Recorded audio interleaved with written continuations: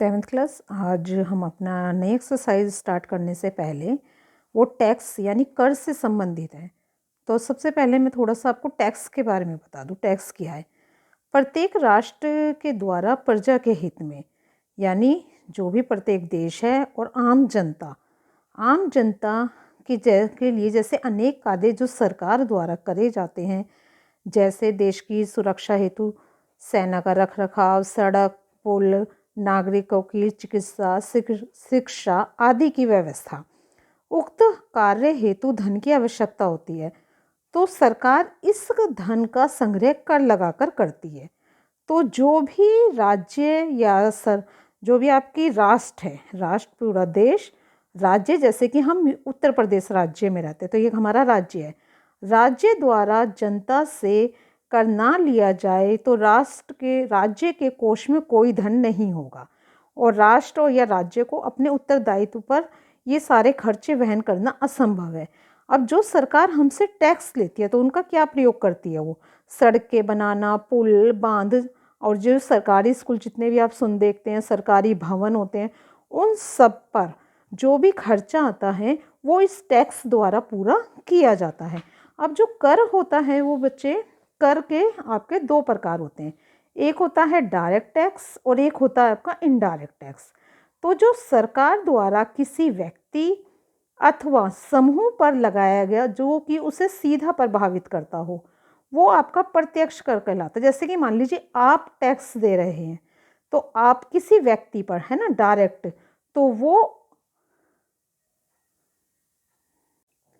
तो अब सबसे पहले मैं आपको कर के बारे में बता रही। जो सीधा है ना, जो डायरेक्ट हम देते हैं तो वो आपका डायरेक्ट टैक्स होता है। अब इसकी एक सीमा होती है कि कितने तक आपको टैक्स देना है। जैसे कि आपकी जो वार्षिक आय है वो 2.5 लाख रुपए, वो कितनी है? 0 है। लेकिन जो वर्तमान में आ गया है बच्चे, वो यहाँ पर अब 5 लाख हो गया है। ये 2.5 लाख की जगह आपका 5 लाख हो गया है वार्षिक आय। तो इसलिए मैं ये आगे की तालिका नहीं बता रही हूँ, बस आपको यहाँ पे यही बता रही हूँ कि जो हमारी 0 है वो 5 लाख तक का हो गया है। इसके बाद आता है आपका अप्रत्यक्ष टैक्स, जैसे कि उत्पाद शुल्क, सर्विस टैक्स, इस प्रकार के कर कि जिनका उत्तरदायित्व वस्तु के विक्रेता या सेवा प्रदाता पे। कहने का मतलब आपने कोई चीज़ खरीदी, ठीक है, तो वो कर आपके ऊपर डायरेक्ट नहीं लगेगा, वो आप इनडायरेक्ट रूप में दूसरे उपभोक्ता या उपभोक्ता के अंतिम भोक्ता या वस्तु का सेवा का जो उपयोग करता है उसे वहन करना पड़ता है, यानी इनडायरेक्ट तरीके से। पहला व्यक्ति, दूसरा व्यक्ति, तीसरा व्यक्ति, ठीक है। तो जो तीसरा व्यक्ति है वो अप्रत्यक्ष रूप से जो वहन कर रहा है, और जो पहले का दूसरा, ये जो 1 और 2 क्रम है उसमें डायरेक्ट होता है। अब जो वर्तमान में अब हमारे हैं वो चालू लागू हो गया है जीएसटी। आपको ये पता होना चाहिए जीएसटी कब से लागू हुई है हमारी इंडिया में? 1 जुलाई 2017 को, ठीक है। इसमें क्या है, जो जीएसटी है वो आपके कहाँ कहाँ, जैसे उत्पाद कर, सेवा कर, होटल के खाने में, बिजली के बिल पर राज्यों द्वारा लगाया गया सेल्स टैक्स को समाप्त करके अब एक नए अप्रत्यक्ष कर, जिसे कि हम गुड्स सर्विस टैक्स के नाम से जानते हैं, तो उसकी ये दरें बता रखी हैं। 5%, 12%, 18% और 28। बाकी मतलब आपको ये तो बेसिक नॉलेज है, आपको ये पता होना चाहिए। अब हम इसके क्वेश्चन करेंगे। 7I का पहला क्वेश्चन है, वर्तमान में कर मुक्त आय की सीमा क्या है? मैंने अभी आपको यहाँ पे बताया था, यहाँ पे कर मुक्त आय 2.5 लाख दे रखी थी, तो ये बच्चे अब चेंज हो गई है, क्योंकि टैक्स जब आपका बजट पेश होता है तो हर साल टैक्स वगैरह उसमें घटना और बढ़ना होता है बच्चे। तो वर्तमान में जब हम इसका उत्तर लिखेंगे तो हम लिखेंगे 5 लाख तक वर्तमान में। पहले का आंसर आपका रहेगा 5 लाख तक कोई कर नहीं है। आप आंसर में इस तरीके से लिखोगे कि 5 लाख तक कोई कर नहीं है। सेकंड है हमारा क्वेश्चन, केशव की मासिक आय 20,000 रुपये है, बताइए कि वो आपकी वार्षिक आय उसकी कर योग्य है या नहीं। तो पहले तो सबसे पहले मैं क्या लिखूंगी यहाँ पे, उसकी मासिक आय। मासिक आय बच्चे 1 महीने की, 1 महीने की ये है, साल में कितने होते हैं? 12 महीने। तो वार्षिक आय निकालने के लिए मैंने 20,000 को 12 से गुणा करा, तो कितना आ गया मेरे साल की? 2,40,000। तो इसका आंसर भी हम क्या लिखेंगे, कोई कर नहीं, क्योंकि जो हमारी आय है 5 लाख तक कोई टैक्स नहीं है और उसकी सालाना आय कितनी थी, 2,40,000। थर्ड क्वेश्चन है हमारा, श्याम के पिता की वार्षिक आय 3,60,000 है।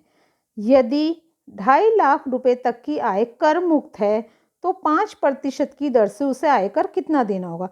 अब यहाँ तो क्वेश्चन में दे दिया है बच्चे उसने, ठीक है, तो अब हम इसके अकॉर्डिंग क्वेश्चन करेंगे। आप ये मत सोचना कि 5 लाख तक की आय कर मुक्त है, यहाँ इसने हमें क्वेश्चन में दिया है कितनी कर मुक्त है, तो हम इसके अनुसार से अब अपना क्वेश्चन करेंगे। तो ऐसे क्वेश्चन में हम सबसे पहले क्या लिखेंगे, हमारी कर योग्य आय कितनी है, 3,60,000 कर मुक्त, यानी इसमें से हम कर मुक्त आय अपनी घटा देंगे। 2.5 लाख तो मेरा कितना बचा, 1 0 1 0 1 0 1 0, 6 में से 5 गए 1, 3 में से गया आपका 1,10,000। तो यानी मुझे जो टैक्स देना है वो 1,10,000 पर देना है। तो हम इसका यहाँ लिखेंगे आयकर बराबर 1,10,000 5/100, 1 0 से 1 0 1 0 से 1 0, तो ये 2 0 बच गई और 5 एकम 5 5 एकम 5 5500 रुपये। तो मेरी जो आयकर वाली इनकम है वो कितना मुझे उस पर टैक्स देना है, मेरे को 5500 रुपये। तो ये हमारा इसका आंसर आ गया। चलिए अब क्वेश्चन नंबर 4, जीएसटी से आप क्या समझते हैं। तो आपको इसका अर्थ लिखना है, तो आप यहाँ से लिख दीजिएगा कि 1 जुलाई को, अब यहाँ से ही आपको ये स्टेंजा लिख देना, 1 जुलाई से लेकर जीएसटी के नाम से लागू किया है, बस यहाँ तक, जिसमें कि आप ये बता सकते हैं इसका फुल फॉर्म क्या है, और ये सेवा कर और राज्य द्वारा जो बिक्री कर को समाप्त करके नया कर लागू किया गया है उसको हम जीएसटी के नाम से जाना जाता है। चलिए नेक्स्ट क्वेश्चन। तो इसमें आपको उत्तर जीएसटी आप क्या समझते हैं क्वेश्चन यहाँ से लेंगे और आंसर आपकी बुक में है, तो आप ये वाला पहरा उतार देंगे आंसर में। एक जोड़ी सैंडल का मूल्य आपका 1,000 रुपये है। यदि आपने मान लीजिए एक सैंडल खरीदी है, उस पर 1,000 रुपये मूल्य है और उस पर आपको जीएसटी देनी पड़ रही है 18%, तो सैंडल खरीदने पर ग्राहक को कुल कितने रुपए देने पड़ेंगे। तो सीधा हम इसका क्वेश्चन करेंगे बच्चे, हम पहले जीएसटी निकाल लेंगे। 1,000 की सैंडल है, मुझे 18% उस पर टैक्स देना है, तो देखो 1 0 से 1 0 1 0 से 1 0, तो 180 रुपये मेरी जीएसटी कितनी हो गई, 180 रुपये। तो कुल रुपए मैं कितने दूंगी, 1,000 में 180 और प्लस कर दूंगी 1180, तो ये मेरा आंसर आ गया 1180 रुपये। तो यानी जब मैं सैंडल खरीद रही हूँ 1,000 की और उस पर जो जीएसटी 180 की, तो कुल सैंडल के लिए मुझे कितने रुपए देने पड़ेंगे, 180 रुपये। प्रतिभा ने एक में 24,000 रुपये में खरीदी जिसमें कि जीएसटी सम्मिलित है। आप बात समझिए, जो पिछला क्वेश्चन करा उसमें हमें जीएसटी निकालनी थी, यहाँ जीएसटी इसी के अंदर इंक्लूड है। तो मेज का अंकित मूल्य ज्ञात कीजिए। तो हम इसका फॉर्मूला लिखेंगे। सबसे पहले मेज का अंकित मूल्य विक्रय मूल्य बट्टे में 100 प्लस जीएसटी इंटू 100, ठीक है, क्योंकि इसी के अंदर इंक्लूड है हमारी जीएसटी। तो 24,000 100 प्लस 12 इंटू 100, तो इसे हम सॉल्व करेंगे। 24,000 बटे में 112 गुणा 100, ठीक है, इसे आप काट के अपने आप सॉल्व करिएगा। 7 क्लास काटना ही है, इसे 2 से काट के देख लीजिएगा और फिर जो आएगा पूरा डिवाइड करके देखिएगा। इनको जब हम सॉल्व कर रहे हैं तो हमारा सॉल्व करके आ जाएगा ये 21,428 रुपये 57 पैसे। तो ये हमारा, इसको सॉल्व करने मतलब इसको या तो इससे गुणा कर दो, 2 0 ये बढ़ जाएंगी और 112 से इसको भाग दे देना, तो भाग दे के आपका ये आंसर आ जाएगा। चलिए लास्ट क्वेश्चन इसका। विशाल ने अपने जन्मदिन पर अपने 20 मित्रों को होटल में भोजन पे आमंत्रित करा। भोजन पर उसने टोटल 5,000 रुपये खर्च करे। इसके अतिरिक्त उसको जीएसटी भी चुकानी पड़ी। विशाल को प्रत्येक मित्र के लिए भोजन पर कितना व्यय करना पड़ा। तो यहाँ पर सबसे पहले हम जीएसटी निकाल लेंगे, ठीक है। उसने कहा 5,000 खर्च करें, उस पर 18% जीएसटी, 1 0 से आपकी 1 0 1 0 से ये 0 1 0 बच गई, 18 पंजे 90, तो 900 रुपये, यानी जीएसटी 900 रुपये उसको यहाँ पे देनी पड़ी। तो कुल रुपए कितने दिए होंगे उसने होटल वाले को, 5,000 तो एक थे, 900 रुपये उसकी जीएसटी लग गई, तो उसने टोटल 5,900 रुपये खर्च करे।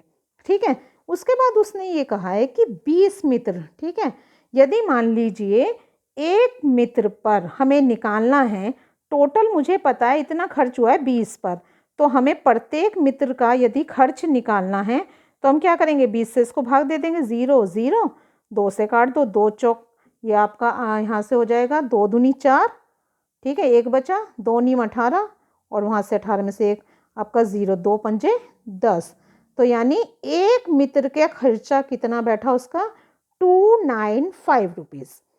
ठीक है, तो ये आपकी एक्सरसाइज यहाँ पे कंप्लीट हो गई है।